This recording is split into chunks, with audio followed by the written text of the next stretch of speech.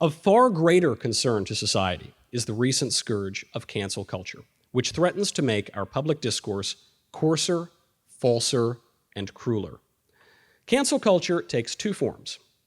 In one version, cancel culture occurs when a once obscure individual achieves some modicum of fame or success, at which point a social media swarm stirs up and digs up some tweet that guy sent 10 years ago, at which point his achievement is totally taken away from him and he is canceled. Even the kindest of souls find themselves subject to this sort of cancel culture. I'm not talking about myself, I'm talking about a guy named Carson King, just recently an Iowa football fan. Carson King held up a sign at a game that said, "Please send beer money," and it included his Venmo address. Now we have some people leaving. They're canceling Carson King too. Well, I'll tell you about Carson King, and you can leave him if you want. He held up that sign and raised $1 million. And the reaction that he got from the American public was exactly the reaction that we're seeing in this room. People who don't want to listen to a thing, who don't want to look at grace, who don't want to live in a culture that takes each other seriously, but a culture that merely wants to rip people down for no reason. Now, the one positive thing about that culture is the minute that all the schmucks leave, the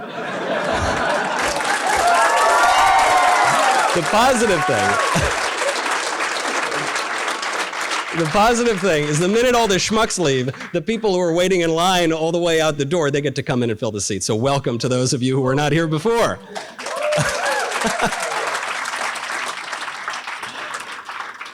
In fact, what we find is very often the truer a statement is, the more liable it is to incur the ire of cancel culture. Cancel culture is political correctness with teeth. Political correctness is the leftist speech codes and behavior codes that we all make fun of because they're so ridiculous. Cancel culture is the mutant spawn of political correctness. Cancel culture is what happens when you contradict those codes of speech and behavior that political correctness dictates. PC and cancel culture threaten our public discourse. They stifle speech, they stifle thought. Worst of all, they encourage lies. We must fight both of those scourges tooth and nail. We must do it. We must not be forced to live in lies. We must not be forced to live in fear. Nobody benefits from living in lies. Nobody benefits from living in fear. We're told that they do. They don't. This entire speaking tour is a rebuke to that hideous culture of intimidation and lies.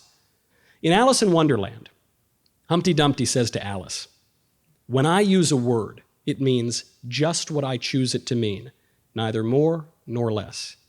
Alice responds to Humpty Dumpty. She says, "The question is whether you can make words mean so many different things." Humpty Dumpty knows better.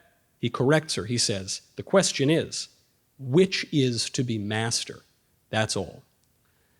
Those who would redefine reality would be our masters. They tell us not to believe our own eyes, but fantasy is not reality. Ideology is not truth. Men are not women.